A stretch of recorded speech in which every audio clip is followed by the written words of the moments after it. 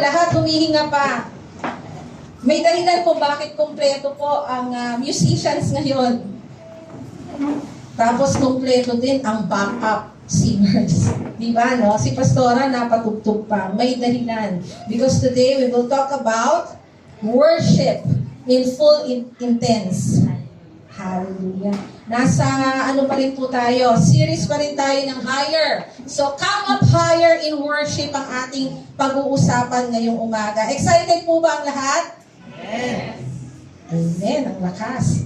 Sige, tayo muna po ay manalangin. Lord, ihanda mo po ang aming mga puso na hindi lamang basta, Lord God, namin ito marinig, kundi mapakinggan talaga namin ito, Lord God, at tumimo sa pinaka-fertile part ng puso namin sa kailaliman upang sa panahon, Lord God, na amin pong itong kakailanganin, we will be able to practice what we will learn today. We thank you, Lord God, for the Spirit that is move in this place today. We just believe, Lord God, lang yung banal na Espiritu ay kumikilos sa bawat puso na naririto, opening up our hearts, Panginoon, sapagkat inihanda na ito, Lord God, ng aming mga papuri at pagsamba na ginawa sa umagang ito, Lord God. And now our hearts are ready to learn, Lord God. We are ready to receive your message. In Jesus' name we pray.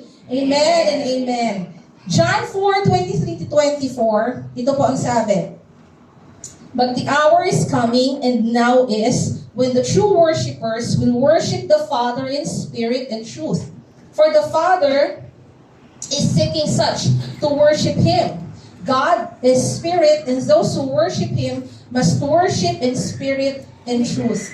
Ang background po dito, ang idea po ng pagsamba sa Panginoon sa Espiritu at katotohanan, katulad po ng binasa natin, ay nagmula po sa pakikipag-usap ni Jesus sa Samaritanong babae po na nasa balon, nasa tabi ng balon. Na mababasa po natin ang storya sa John 4:6-13. Sinabi lang po ni Jesus na alam niya, sa kanilang pag-uusap, nasabi po ni Jesus sa babae na alam niya ang tungkol sa maraming asawa ng babae. Gayon din po yung katotohanan na sa kasalukuyan, yung kasama po ng babae ay hindi niya asawa. So yung babae po, the Samaritan woman, perceiving that Jesus may be a prophet, nadama po niya na maaring propeta si Jesus na kaharap niya, she asked him about the places to worship God. So itinuon po niya ang kanilang kukwentuhan patungkol sa saang lugar ba sumasamba ang mga tao. Sa pag-uusap nila, tinalakay po ng Samaritanong babae ang mga lugar ng pagsamba kay Jesus. Ang lakas po ng echo ko, no? Nadidinig ko rin ang sarili ko. Na nagsasabi, okay, pakitanggal mo. Likas na po kasi malakas talaga yung boses ko, kaya hindi na po kailangan lagyan ng echo. Salamat po. Ang sabi po ng babae, tinalakay po niya na nagsasabi daw po ang mga Hudyo na sila ay sumasamba sa Jerusalem, referring to Solomon's temple sa Jerusalem, habang sila naman po mga Samaritano ay sumasamba sa bundok Gerizim, believing that Moses commanded them to do so. Kaya doon sila sumasamba. Kaya sinagot naman po ni Jesus sa kung ano talaga ang mahalaga patungkol po sa pagsamba. Kaya sinabi po niya sa John 4:23 na dumating na ang panahon na ang mga tunay na sumasamba sa Ama ay sasamba sa Kanya sa Espiritu at sa katotohanan, sapagkat ganyan ang uri ng pagsambang ninanais ng Ama. Yan ang sagot po ng Panginoon. So when Jesus came po, worship becomes an affair of the heart. Nang dumating po ang Panginoong Jesus, ang pagsamba po ay naging bagay na o ganap na sa puso ng tao. Worship now is a personal matter. No longer limited po sa mga specific locations na in-order ng Old Testament. Our heart is the seat po and center of human life. Ito po yung luklukan at sentro ng buhay ng tao. We are not talking about the physical heart, hindi po itong tumitibok. Kundi ito po yung luklukan at sentro ng buhay ng tao. Sentro po, yung pusong pinag-uusapan natin ay sentro ng ating pagkatao, kung saan kinokontrol po dito ang ating isip, ang ating damdamin, ang ating kalooban. So how can we worship God in spirit? Kung ang sabi po sa Jeremiah 17:9, the heart is deceitful above all things and desperately wicked. Who can know it? Ang puso pala ay mandaraya, higit sa lahat ng bagay, at totoong masama. Yan ang sabi ng Jeremiah. So how can we worship God in spirit kung ito pala ang puso ng tao? That's why, in Proverbs 4:23, ang sabi po, keep your heart with all diligence, for out of it spring the issues of life. Kaya nagbibilin po ang Proverbs 4:23 na ang puso po natin ay ingatan nating mabuti at alagaan natin. Pagkat yan daw po ang bukal ng buhay na ating tinataglay. So what do we need to do? We need to put on the Lord Jesus Christ, ang sabi po ng Romans 13:14, and make no provision for the flesh to fulfill its lust. Kung ganun, talaga palang sadyang masama ang puso, sa halip, ang sabi po ng Romans 13:14, paghariin natin sa ating mga buhay ang Panginoong Jesucristo at huwag nating pagbigyan ang mga makamundong pagnanasa natin. So ang lahat po ba ay pinaghari na si Kristo sa kanilang buhay? Amen? Amen? Parang konti lang ang pinaghari si Kristo. Ang lahat po ba dito ay pinaghari na si Kristo sa kanyang buhay? Amen. Amen. So ibig sabihin, hindi nyo na po binibigyan ng hindi nyo na po pinagbibigyan yung makamundong pagnanasa. Amen po ba? Amen po ba? Matapang po ba at matapat natin pwedeng sabihin na hindi na natin pinagbibigyan yung mga makamundong pagnanasa natin? Amen. Ano, no? Parang mushroom, nagsusulit-iisip pa kasi nasa buhay. So, we need to turn our hearts to God. Ibig pong sabihin, our hearts need to be fully surrendered to the Lord. We need to rely on His agenda and allowing His will, and let us allow His will and purpose to be fulfilled. So, kapag ang puso po natin, sa Panginoon po natin pinapasakop, ang ibig pong sabihin nito, pinauubayan na natin sa Diyos ang paghahari sa buhay natin. Sa buong po nating pagkatao, kasama dyan yung paghahari ng Panginoon sa ating kaisipan, sa ating damdamin at sa ating kalooban. Kasi ang pusong pinaghaharian po ni Kristo ay namumuhay ayon sa kalooban at layunin ng Panginoon. So, ibig sabihin, worshiping God in spirit, ito po yung gusto ng Panginoon eh. Diba? Dumating na ang panahon that people, tayo pong mga mananampalataya, will worship in spirit and in truth. So, worshiping God in spirit is when you realize that it is no longer you who lives, but Christ lives in you.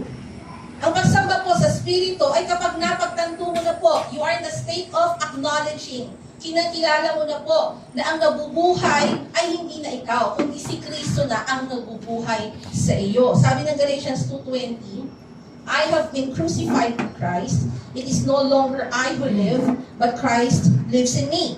And the life which I now live in the flesh, I live by faith in the Son of God who loved me and gave Himself for me.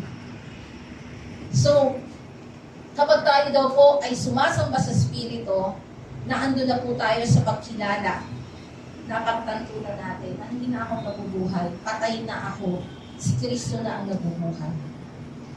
Next is worshiping God in Spirit is when you humble yourself before the Lord because you recognize that your life is no longer about you, but it's all about your Creator. Kapag sumasamba tayo sa Espiritu, is when nagpakumbaba na tayo. When we are already filled with humility, ibig sabihin, puno na po tayo ng kababaang loob kasi kinikilala na natin.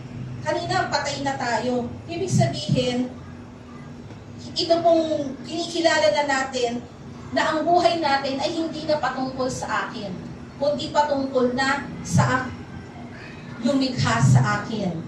It's all about our Creator. Wala nang I, wala nang me, wala nang myself. Diba, ganun kasi talaga ang natural eh.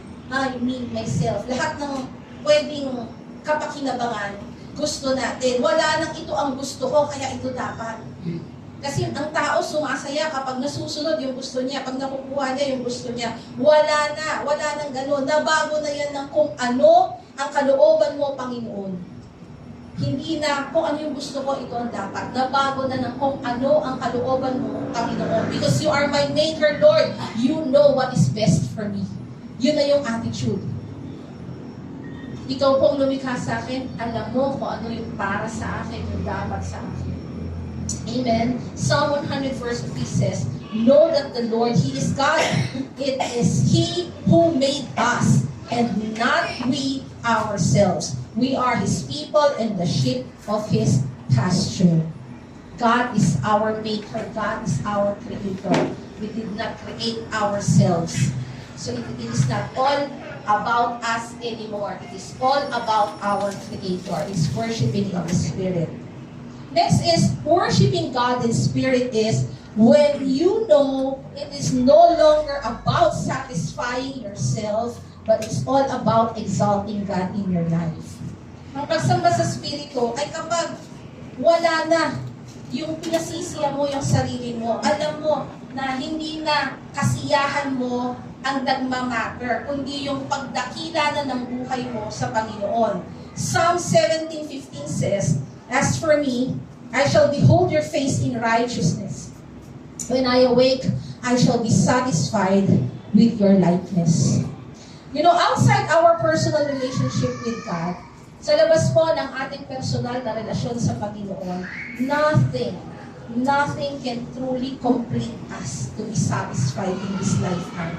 Kapag sa labas po ng relasyon natin sa Panginoon, walang anumang bagay ang makapagkukumpleto sa atin para mabigyan tayo ng satisfaction sa buhay na ito. But only through knowing God and doing His will until we see Him face to face.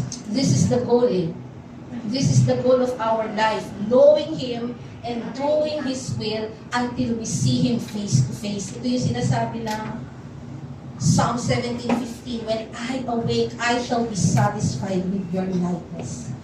Because our greatest hope is being with the Lord Jesus, di ba? Hindi lang itong buhay na to, may kasunod pa ito So nothing in this world, nothing in this lifetime can complete us. Hindi totoo yung kapag mahal mo, you complete me. Walang taong magkukumpleto sa iyo. Ang Diyos lang makapagkukumpleto sa iyo. Only through knowing Him, only through doing His will.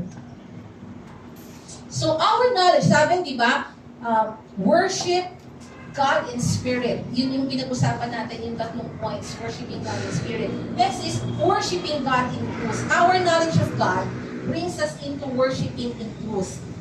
Bakit po sinabi ng Panginoon ito? Habang mas marami kasi tayong nalalaman tungkol sa Diyos, mas pinahahalagahan natin siya. Amen po ba? Pinahahalagan mo ba ang hindi mo kilala? Hindi naman di ba?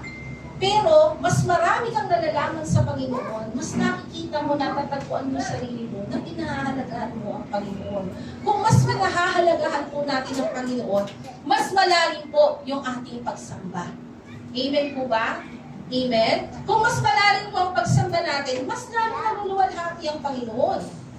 The more we understand God po, is the less important earthly concerns become, or earthly worries become. Kapag po, mas nauunawaan natin kung sino pong itong Diyos na ating sinasamba, ito pong Diyos na ating pinaglilingkuran, mas hindi na po natin pinahahalagahan ang anumang bagay dito sa mundo. The less important po, earthly worries become. Because when we have a deep understanding of who our God is, we stop thinking about ourselves, our feelings, and our experiences, and instead turn our attention to worship.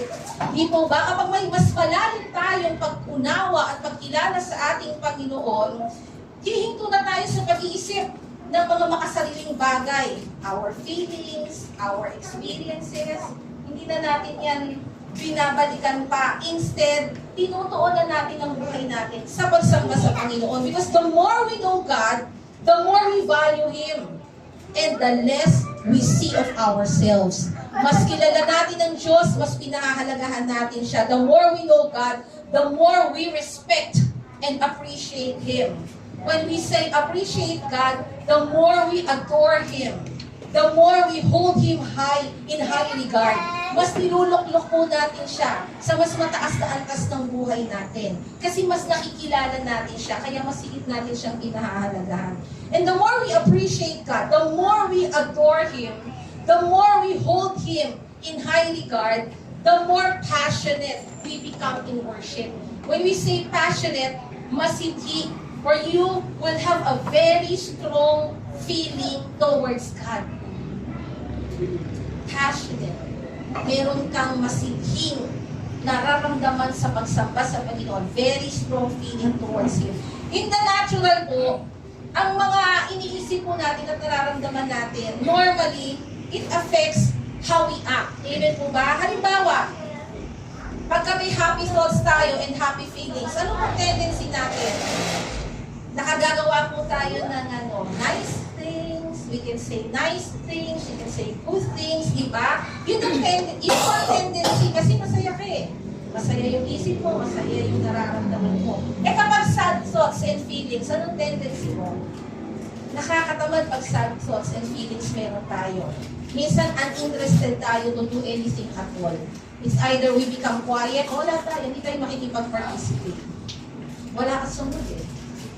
Halimbawa, galit ka naman. Meron kang angry thoughts and angry feelings. Anong tendency mo? Ang tendency mo is magsalita o gumawa ng mga unkind things. Unkind words. Yan ang tendency natin, galit tayo eh. Tapos magsasorry tayo. Sorry ko na. Magdala lang lang. Amen po ba? Pero sa Panginoon, when our thoughts and feelings are filled with the truth of God, our personal concerns will not affect our decision to worship.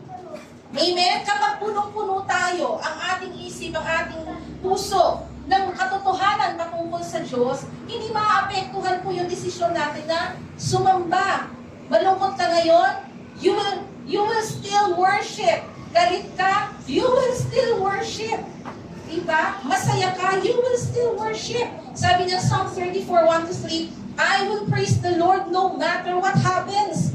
Sa New King James Version, I will praise the Lord at all times. Yun po yung version na yun. Kinuha ko lang po yung sa TLB, no matter what happens. Ang ganda kasi, di ba? I will praise the Lord no matter what happens. I will constantly speak of His glories and grace.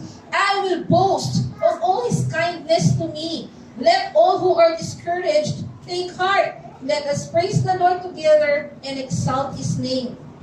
Alam niyo, nakakatuwa kasi sabi niya, let all who are discouraged take heart. Hindi niya sinabing, let all who are happy, come on, praise the Lord. Let all who are in good mood, praise the Lord.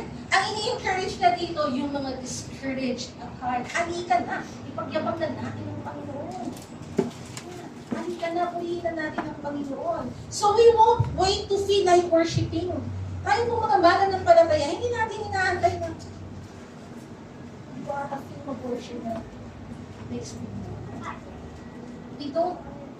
We won't wait to feel like worshiping. Hindi natin naantay na nararamdaman natin, gusto natin mag-worship. Instead, we will subject ourselves to an intense worship. Ibig sabihin, isa sa ilalim mo ang sarili mo sa pagsamba. Ang didesisyonan mo, no matter what happens, at all times, isa sa ilalim mo ang sarili mo sa pagsamba. Because intense worship is putting God above all else in the most important place of everything and let Him have His way in everything we do. Dahil hindi mo mararanasan na mag-intensify ang worship mo kung hindi ka magdidesisyon na isailalim ang buhay mo sa pag-worship. In Psalm 100 verses 1-2, sa verse 1 muna babasahin natin, make a joyful noise to the Lord, all the earth, ang sabi. Yung joyful noise na sinasabi dito, a loud but pleasant sound of jubilation, celebrating the Creator of the universe and all there is. Loud, we will worship, we will praise loudly, pero pleasantly. Hindi po nakakabulabog, hindi po noise pollution ang pinoproduce ng joyful noise to the Lord, kundi pleasant sound of celebration. When we say jubilation, ito po yung feeling natin ng extreme joy or happiness. Hindi basta happy, hindi lang basta may joy, kundi extreme. to the max. O yung paraan natin, jubilation is also our paraan of expressing that feeling. Jubilation act. Sabi, make a joyful noise to the Lord. Make a joyful noise. Kanina kumakanta tayo. Sabi na ng worship leader, I'm still standing. Pero marami. Nakatayo na ka ng Tapos sabi ng worship leader, come on, lift up our hands. Sabi naman na, nakalift naman yung spirit of our hands. O kaya, nakasleeveless ako. Uy, pwede pa rin kahit naka-sleeveless. I'm still standing. Diba? Pwede pa rin. Wala talagang dahilan. Wala talagang dahilan. Make a joyful noise to the Lord. Alam mo, kung lahat lang tayo dito, we will do this, dumadagundong siguro ang lugar na ito. Amen? Amen? Allow the pleasant sound of jubilation. Extreme joy and happiness because we are worshiping the Lord. Amen? In verse 2 it says, serve the Lord with gladness. Come into His presence with singing. Come into. Kaya nga po tayo may praise and worship because we are entering the gates with thanksgiving. We are entering His courts with praise. Sabi ang invitation is come into His presence with singing. And you know what about singing? Hindi lamang tayo umaawit ng patungkol sa Panginoon. Umaawit tayo para sa Kanya. Lahat naman tayo pwede kumante. Pero ang puso, ang kondisyon nito, umaawit ka ba? Tungkol lang sa Panginoon. Oh Lord, you're my Creator. Lord, you are faithful. Pwede ko namang awitin yan patungkol lang sa Kanya. But the heart matters. I need to sing to Him. Ang kailangan natin umaawit tayo sa Kanya. Amen po ba? Worshiping God in spirit and truth is in season all the time. Hindi po namamatay ang season na yan. 24/7, all year round. Ang pagsamba sa spirito at katotohanan, hindi po namimili ng panahon kung kailan lang natin gusto. Hindi po kasi nakabase sa sitwasyon ng buhay. Hindi po yan nakabase sa kasalukuyan nating nararamdaman. Higit sa lahat, hindi napipilitan lamang. Ganun po ang pagsamba sa spirito at katotohanan. Amen po ba? It flows naturally. Parang hangin po na hinihinga natin. Ang pagsamba po ay dumadaloy ng natural at ginagawa po natin sa lahat ng pagkakataon. Ang hangin po, unconsciously humihinga tayo.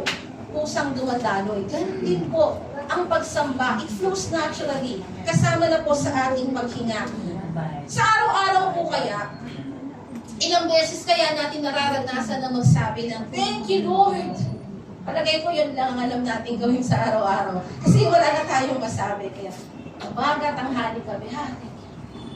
Pagpuro, thank you, Lord. Kinabukasan, amen, thank you, Lord. Or, sa araw-araw, ilang beses kaya natin nararanasan, praise God. Ilang beses kaya yun? Tanungin mo po yung sarili nyo, Or, sa araw-araw po, ilang beses kaya natin nararanasan, oh, glory to God. Parang hangin lang na lumalabas sa'yo. Praise God. Hallelujah, you are good, Lord. I love you. Araw-araw po kaya.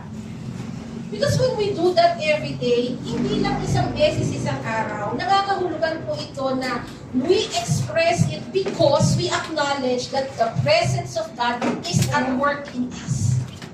Kapag kinikredit po natin sa Panginoon ang lahat ng bagay sa araw-araw, kinikilala natin na kumikilos ang Diyos sa araw-araw. Kaya marapat lamang nabigyan natin siya ng kalwalhatian sa araw-araw. In everything we do, in everything we say, in everything we think. Lahat po, ng lahat ng bagay. Alam niyo, magandang tularan po, sa paraan at panahon ng pagsamba, at papuri, si King David po, si David. Bakit po? Ito po First, David worshipped when he was rejoicing. Natural lang naman yan. Nag-worship tayo rin Kaya tayo madaling nakakapagpuri kasi rejoicing tayo or maganda yung sitwasyon ng buhay. Alam niyo, David worshipped when he was rejoicing. Ang example nito, anong ma-recover niya ang Ark of the Covenant. Alam naman po natin na sa Bible, sinisimbolize ng Ark of the Covenant ang presensya ng Panginoon sa kanilang kalagitnaan. Doon nakabahay yung dalawang bato kung saan nakasulat ang Ten Commandments. In 2 Samuel 6:12, tuwang-tuwa si David, sabi niya, si David po in 2 Samuel 6:12, ang sabi, David went and brought up the ark of God from the house of Obed-Edom to the city of David with rejoicing. Tuwang-tuwa siya na yung simbolo ng presensya ng Panginoon na recover nila. Kasi for a while, nakuha po ito ng mga Philistines. Sandali lang naman po yun. Hindi po nagtulot ng maganda sa mga Filisteo, kaya ibinalik din po nila. And this is the second time na ni-recover ni David. And he was rejoicing. In verse 14, David danced before the Lord with all his might. And David was wearing a linen ephod. Ang maganda dito, the dance with all his might. Kaya ako marunong sumayaw, pero when we say, dance with all his might, paano ba yun? Sino yung mga nagtitiktok? Si Pastora. Hindi kasi ako marunong sumayaw, pero alam ko, when we dance with all our might, talagang, bigay na bigay.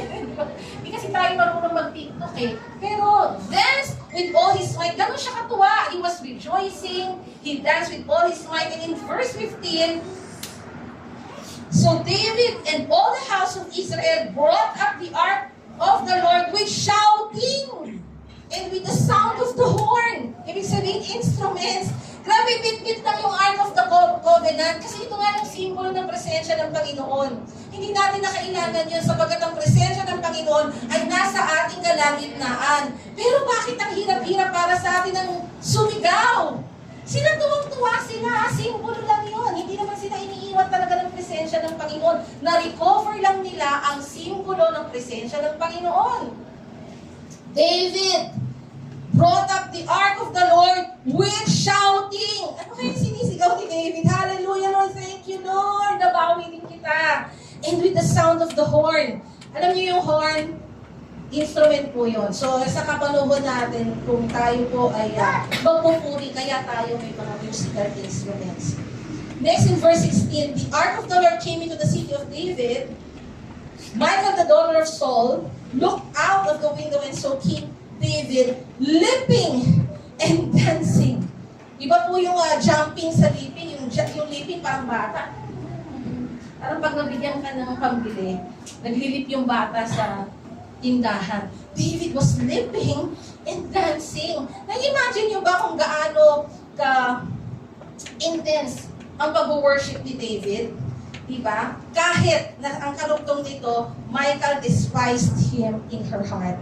Hindi gusto ni Michal yung ginagawa na. Hindi talaga magugustuhan ng lahat ng tao kapag nakitang nag-worship tayo, diba? Sabihin pa nila, buang kagay.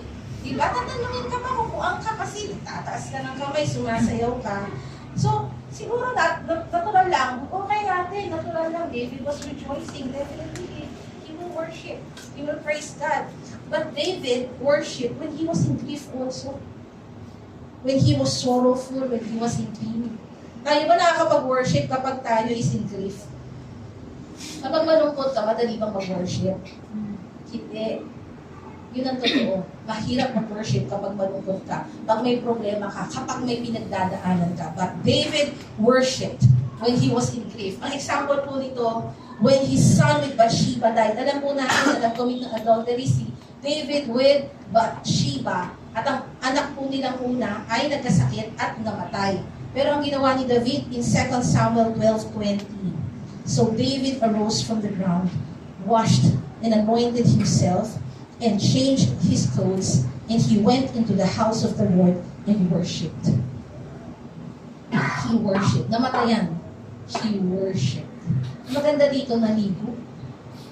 Pinaghandaan niya ang pagharap sa presensya ng Panginoon. Tumayo siya, tumigil na siya. Actually, galing siya sa pag-iyak, sa pananalangin na mapagaling, na wag namang mamatay ang anak niya. Pero hindi naman yun ang kalooban ng Diyos. Namatay pa rin yung anak niya kay Bathsheba. Pero hindi siya nag-nguy-nguy ng patuloy. Hindi rin niya sinumbatan ng Panginoon. Instead, he prepared himself and worshiped God. Amen? Amen? Ginawa din po niya yan when his son Absalom, may anak po siya si Absalom na nagrebelde at sinubukang kunin ang kaharian kay David. Nagtago po si David. sa wilderness. And while in hiding, he was able to write Psalm 63. Ang sabi po sa Psalm 63, verse 3, because your steadfast love is better than life, my lips will praise you. My lips. Kanina yung katawan ni David, yung nakita natin, yung describe, no? How he danced, how he leapt, ano pa? How he shouted. Ngayon, my lips, once again, his lips, his mouth will praise you. In verse 4, so I will bless you as long as I live. In your name, I will lift up my hands. Bibigyan talaga yung pagtaas ng kamay. Amen? Hindi lang tayo nagtataas ng kamay in surrender. Nagtataas tayo ng kamay to bless the name of the Lord. Kasi nilulok-lok natin siya sa kaitaas-taasan. In verse 5, it says, my soul will be satisfied as with fat and rich food. And my mouth, ito na naman, my mouth will praise you with joyful lips. With joyful lips. Amen? Kanina, shouting, dancing, leaping, ngayon lifting up his hands, singing unto the Lord. Amen? Pero alam niyo, ang NLA, tahimik pa sa pagsamba, mahihiyain pa. That this is our goal today, that we'd be able to understand na yung katawan natin, kasama yan sa pagsamba. Hindi lang yung ating naman. Amen? Verse 7 says, for you have been my help, and in the shadow of your wings, I will sing for joy. I will sing for joy.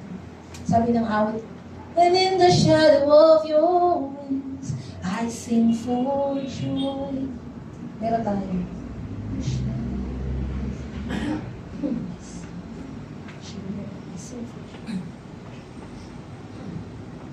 sabi, in the shadow of your wings. Alam niyo what I'm saying here? Dapat okay talaga tayo sa pagsamba. Dapat mukha talaga tayong crazy sa pagsamba. Ganun talaga eh. Kanina sabi natin, when you are filled with the truth of God, you'll be able to worship Him in truth, di ba? Pero I wonder why, siguro kulang pa talaga ang kaalaman natin sa Panginoon, sapagkat hindi pa natin talaga lubos na nauunawaan na ang buong puso at kaluluwa, kasama ang katawan, ay pwede natin gamitin to worship God. It is easy to worship kasi when things are going well with us. At dali naman talaga sumamba. Di ba happy ka pa nga, answered prayer. You are faithful. Kasi answered prayer ka eh. Paano pag hindi answered prayer? You're unfaithful. Ganun ang kanta. Pwede ba yun? Hindi eh, no? Kasi when God blessed us, kapag pinagpala niya tayo, tinulungan niya tayo, He protected us, feel natin talaga na generously mag-worship tayo. Give na give talaga tayo sa pag-worship. We can sing, ano pa tayo, di ba? Parang may mga words. We worship and we talk. Kukwento talaga natin, di ba? Kukwento natin how good God is. Kasi pinagpala tayo. Eh, paano pag hindi? When things are not well, ano ba hindi okay ang lahat sa buhay natin? May problema tayo, may pagsubok tayo. You know, David focused on the Lord and not on his grief, not on his pain. Hindi po tiningnan ni David ang kanyang mga pinagdadaanan. He chose to rejoice and trust the Lord. Ang sabi ng Hebrews 13:15, through Him then let us continually offer up a sacrifice of praise to God, that is the fruit of lips that acknowledge His name. Ito po ang ginawa ni David, a sacrifice of praise. He worshiped God in grief and sorrow. Yung sacrifice of praise po, dinidescribe po ito yung ating worship and thanksgiving to God despite challenging and hard circumstances sa buhay natin. Tapos, ganun pa rin ang worship natin. Meron na tayong pinagdadaanan and yet we still worship God. Hindi tayo nakatingin sa grief, sa pain, sa sorrow, sa difficulties. When you do this demonstrates that your act of praise is an intentional personal act of faith and dedication to God. When we offer God a sacrifice of praise, ipinapakita po ito na intentionally ipinamumuhay mo ang pananampalataya. Intentionally, pinamumuhay mo yung dedication mo sa Panginoon, yung devotion mo sa Panginoon, rather than umaasa ka sa current situation mo. That is the sacrifice of praise. Kaya walang dahilan para hindi tayo magdiwang kapag tayo ay nagsasama-sama. We know that each and every one of us is facing a different battle. Pero hindi yan makakapag-justify na wala ka sa mood mag-worship. Hindi rin po ako naniniwala na sa iyong pagtayo, Lord, in spirit naman I worship. Lord, in spirit naman my hands are raised. My voice is raised. Hindi po. Ang puso punong-puno ng Panginoon, hindi talaga pwedeng hindi ma-express sa ating mga katawan. Kahit di tayo marunong sumayaw, mapapain lang tayo. Diba? Kahit sinong katabi natin, mapapain tayo ng kamay. Sacrifice of praise. Third is David worshiped when he was repentant. David worshiped when he was repentant. Sa kanyang kasalanan po with Bathsheba, nirebuke po siya ni Prophet Nathan. Mababasa po natin yan in 2 Samuel 12:13. Pero hindi po nagrebelde si David. Hindi po siya nagalit sa rebuke. Instead, he was able to write Psalm 51. In Psalm 51, 16-17, sabi po ni David, "For you do not desire sacrifice, or else I would give it. You do not delight in burnt offering." 17, the sacrifices of God are a broken spirit, a broken and a contrite heart. This, O God, you will not despise. David worshiped when he was repentant. No, we can never please God with outward actions. Pwede naman din tayong magkunwari. Pwede din naman tayong mag-pretend. But we will not be able to please God with our outward actions. Kasi nga, the worship God desires is a truly repentant heart. Yung kinikilala natin talaga na, Panginoon, kung wala ka talaga. Nobody will forgive me. Nobody will restore me. If the attitude of our heart is right before God, He will not reject our worship. Kapag ang attitude ng puso natin ay tama sa Panginoon, katulad ng ginawa ni David, he accepted his mistakes, he was repentant, and it was his offering. Hindi siya nag-burnt offering para patawarin. Kasi sila nang para patawarin, nagsusunog ng hayop, nagbiwiswis na, nagbiwisik ng dugo. Pero sabi ni David, kung ang nais mo lang ay burnt offering, bibigay ko sa iyo, pero hindi yun ang nais mo, Panginoon. Ang gusto mo, pusong nagsisisi. Wasak na puso, wasak dahil sa kasalanan, at nagpapaayos sa Panginoon. Amen po ba? David worshipped when he was in battle. David worshipped when he was in battle. Nasa labanan si David. Tayo po sa ating kapanahunan, araw-araw maharap tayo sa iba't ibang labanan. Amen po ba? Sinong walang battle? Wala. Lahat tayo may battle. Iba-iba nga lang. Kaya nga minsan kahit bad attitude yung kaharap natin, ano nga isip natin? Pagpasensyahan na natin, may pinagdadaanan naman.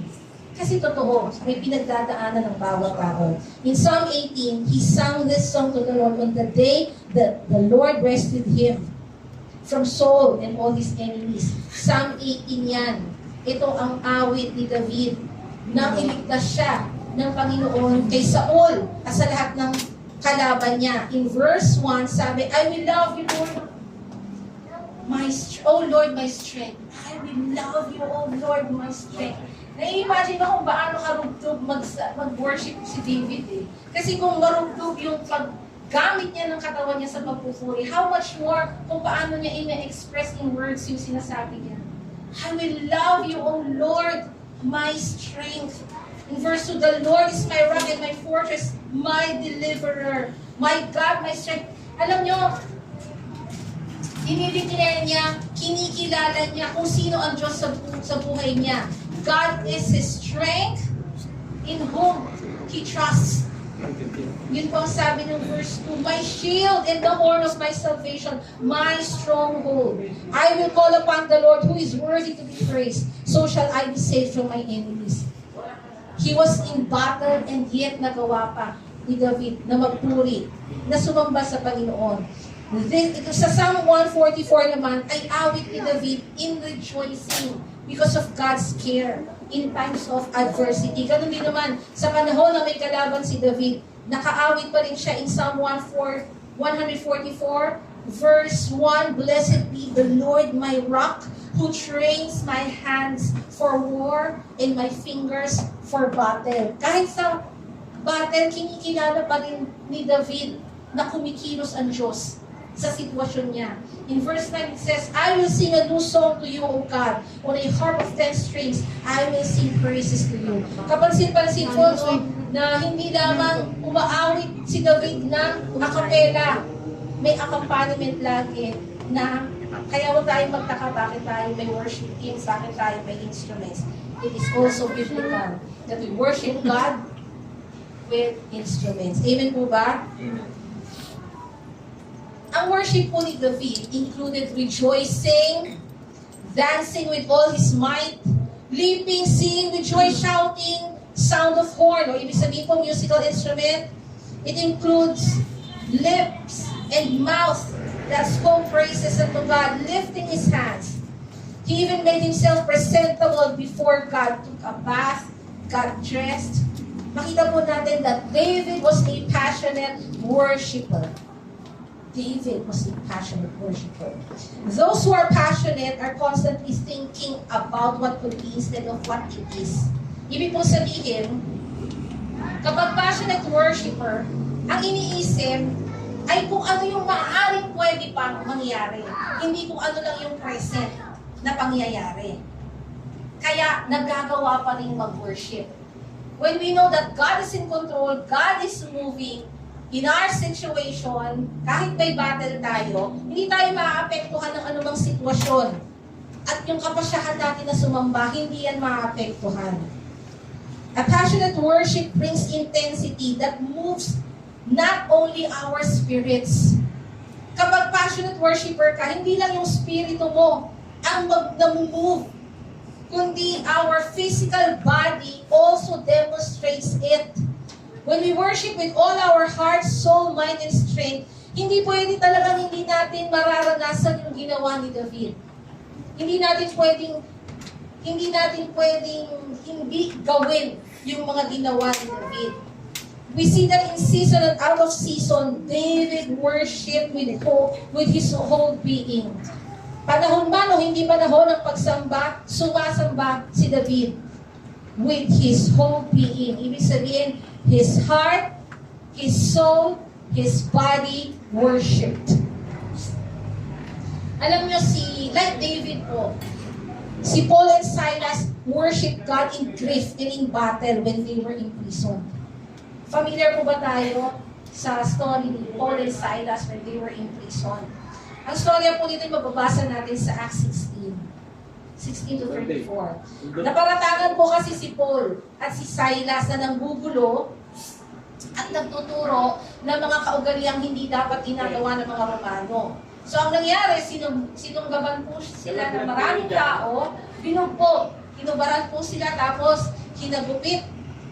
Pagkatapos pong hagupitin ng maraming ulit, sabi ng verse 23, itinapon po sila sa bilangguan at pinabantayang mabuti. Parang sobra, no? Parang sobrang pagiging kriminal nila para pabantayang mabuti. Eh, syempre, yung jailer, masunurin, pinasok silang dalawa sa kaloob-looban ng bilangguan. Doon sila sa gulong-gulo, talagang walang chance to escape. Nilagay pa po yung mga paa nila sa pagitan ng dalawang mabibigat na kahoy. Ayan po. Ganyan. Kaya yan ang pili kong picture. Kasi parang yan po yung eksaktong nagdi-describe. Tubuan sila nang pumasok sila sa bilangguan. Kasi nga hinagupit sila eh. Tapos ganyan ang ginawa sa kanilang paa. Pero nung maghahating gabi na, Si Paul at si Silas po ay nanalangin at umawit ng mga himno sa Diyos habang nakikinig po ang ibang mga tao sa bilangguan. And we're familiar with this. Lumindol. Lumindol na malakas, nayanig ang pundasyon ng bilangguan, nabuksan lahat ng prison doors, nalagot pa ang mga chains, talikala po, ng lahat ng bilanggo. Hindi lamang nabuksan, pwede ka nang mag-escape, di ba, pag nabuksan. Teka muna, naka-chain ka pa eh. Kaya kasama yun, nalagot din. Noong panahon po ito, their worship became a weapon of spiritual warfare. God's supernatural power sent a message of hope to the captives. Kaya po, nabuksan ang pintuan ng mga prison cells at nalagot lahat ng chains. God's supernatural power sent a message of hope to these people, sa mga nakabilanggo, that He alone, our God alone, is able to set free who are in bondage, physically, emotionally, and spiritually. And nothing can hinder God kung yun ang loloobin niya. Pero, nang magising po ang bantay ng bilangguan, akala niya tumakas ang lahat, magpapakamatay na siya. Kaugalian kasi nila doon na kapag ang jailer natakasan, papatayin. So, imbis na siya'y patayin, i-execute, magpapakamatay na lang siya. Pero sumigaw po si Paul, huwag mo sakpan ang sarili mo, nandito kaming lahat. Ibig sabihin, walang iisang tumakas. What could possibly make the prisoners stay? Kahit po bukas na yung prison doors, kahit wala na yung mga tanikala nila, ano kanyang dahilan? Bakit walang tumakas? Naisip ko lang po, it's possible na alam nila na papatayin yung jailer. So, mabait pa rin. Baka patayin yung jailer, wag tayong tumakas. Or, kanina nakita natin, nakikinig sila sa papuri ni Paul at ni Silas, nakikinig sila. Maybe this time, nag-join na sila. They prayed and worshiped with Paul and Silas. No longer just listening. Kasi, palagay ko, namangha din sila sa pangyayari na nayanig, na lumindol, nayanig, ang pundasyon ng kulungan, lahat ng pintuan, ng selda ay bumukas, maging yung mga chains nila ay nawala. Wala bang mamamangha doon? Mamamangha sila talaga. So, ang nangyari, maybe, they joined in with the worship, iba? Or, si Paul, bilang leader, sinabi niya siguro na walang aalis. Kumalma kayo, walang aalis. Hindi naman po nakasulat yun. Sa pantaha ko lang. The reasons were not written. But I believe in this one thing, that that night po, the Spirit of the Lord is in control. The Spirit of the Lord is in control because God orchestrated this powerful event. Dahil nag-worship si Paul at si Silas, God orchestrated this powerful event that will eventually lead to the salvation of the jailer. Diba? May ililigtas kasing tao at sambahayan ng Diyos. Kaya siya nagpadala ng supernatural power sa event na ito. Alam niyo ang nangyari? Because of that, tumakbo yung jailer, nagpatira pa sa harap ni Paul at ni Silas at tinanong sila kung ano po ang dapat niyang gawin para siya ay maligtas. Ito po ang sagot ni Paul. Sumampalataya ka sa Panginoon Jesus at maliligtas ka, ikaw at ang iyong sambahayan. True enough, hindi lang ang jailer po ang naligtas, maging ang sambahayan niya. Reading further, ipinangaral nila ni Paul at ni Silas sa pamilya, sa sambahayan ng jailer, ang gospel, at lahat po sila ay naligtas. Ang nangyari si jailer, hinugasan pa ang kanilang mga sugat at pinakain sila. And it's all because ang ginawa po ni Paul at ni Silas, they worshipped in grief. They worshipped in battle. Amen po ba? Amen. They knew that worship is a privilege to experience the work and presence of God. Alam naman po natin yan, lagi na natin sinasabi, let's enter to the presence of God. Pumasok tayo sa pamamagitan ng pagsamba sa presensya ng Panginoon. But our worship is also a privilege to experience His work. Yung gagawin ng Diyos, yung ginagawa niya. When we worship with all our hearts, we elevate God to the center of our lives and surrender our will to His will. Niluluklok natin ang Panginoon kapag tayo ay sumasamba sa sentro ng buhay natin. Tinatanggalan natin yung sarili nating kalooban, pinapalitan na natin ng kung ano ang kalooban ng Diyos sa buhay natin. Yun ang lagi ko pong sinasabi ito that as we worship, ito po yung panahon na may ginagawa ang Diyos sa buhay natin. The moment na nag-worship tayo, ito yung panahon na may binabago, may ginagawa ang Diyos sa buhay natin. Because He wants to demonstrate who He is, the kind of God we need Him to be. Iba-iba naman po tayo ng pangangailangan sa panahon na tayo ay lumalapit sa Panginoon. People, maaaring ang isa sa atin, he needs God to be His healer at the moment. Ang iba sa atin, he needs God to be His provider at the moment. Kaya nga, as we declare His power, as we declare yung kanindigan ng Panginoon, as we declare His goodness and faithfulness, we let God do His business. Hinahayaan natin ng Diyos na gawin kung ano yung dapat niyang gawin. Yun yung ina-allow natin as we worship God. And I want to challenge each and everyone.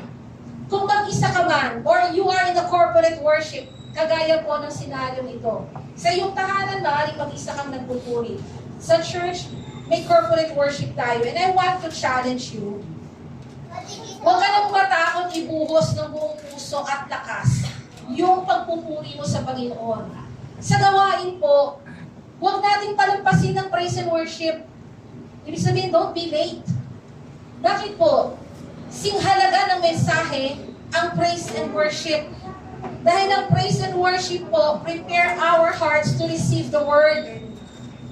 Kapag pumasok po tayo na kasalukuyan, nagme-mensahe na, napansin nyo ba, hindi handa ang puso ninyo, pag uwi ninyo, halos wala naman kayong take away. Hindi na handa yung puso So kung importante ang mensahe, napaka-importante din po ng praise and worship.